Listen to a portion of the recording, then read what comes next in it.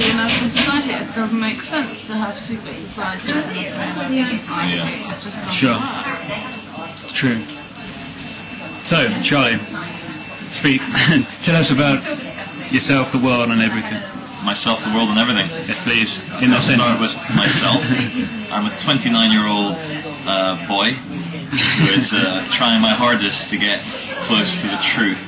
And I find there's lots of pitfalls, and it's very difficult to know whether what you feel you know is true or whether you just you want it to be true. And also, fear is a very easy way to have other people convince you that something is true because it shocks you, and then also you don't want to appear stupid by not believing something which is plausible and you've seen some good evidence for it, and you feel not so good. So coming onto the world, I think humanity, if you take space-time going off into infinity in every direction, humanity in the very slim physical world of the spectrum that we can see is almost like a bubbling cauldron of fractals zooming in and out of one another, inside and out, instantly. And whatever you do, whether you live your life good or bad, or stupidly or clever, just the waitresses, or if you're a nice-looking waitress serving very tasty coffee in a cafe in Soho. In Soho.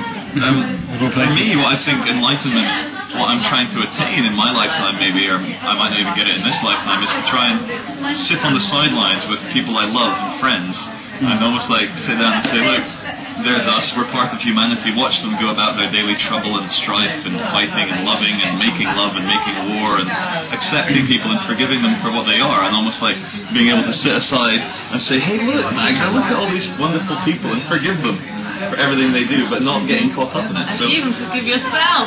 Biggest problem. Yeah, forgiving yourself, because I've made big mistakes in my life, but you can't learn from other people's mistakes. You can only learn from your own mistakes, because other people's mistakes are for them to learn from. You can't learn from them. I mean, I can pick up a history book and read 100 mistakes and then still go and do them myself, because until you feel it inside your soul, you can't, understand it. So, what's the meaning of life? To me, it's to create, it's to love, it's to create the complicated fractals of consciousness, which I think to me can only come from positive feelings or positive music, positive vibrations and positive thought. So I've been arguing with my friend Danny, who I make the videos with a lot recently, about whether good and evil exist or whether we are co-creating this reality, manifesting it as we go along.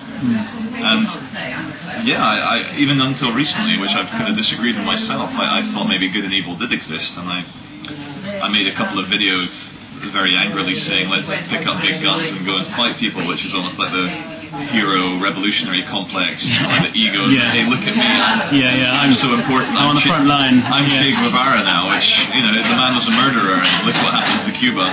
It's a very repressed society, they have great healthcare. So I guess the meaning of life is just to love and accept as many people as you can and find inner peace, and realize that the physical world is just a slim reality, that you are an infinite being, and do not get too attached to things.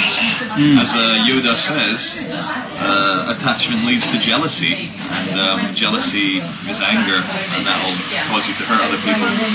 So you don't have a wife, you just share your life with a beautiful woman. She's not your wife. A woman is not your girlfriend. She's just a wonderful individual human being who you're sharing time with. You don't own possessions, you just think you own them. So it's yours temporarily for a time. I mean, the world is yours, actually. Well, the world is ours for as long as we're here, and we go somewhere else, then it's someone else's. But you want to talk about the people who don't know that you've made a lot of videos when you and your friend goes out and sort of entertains the public with a megaphone, and some interesting things happen. Do you want to talk about that a bit? Sure, what I call the style we use sometimes is sarcastic irony.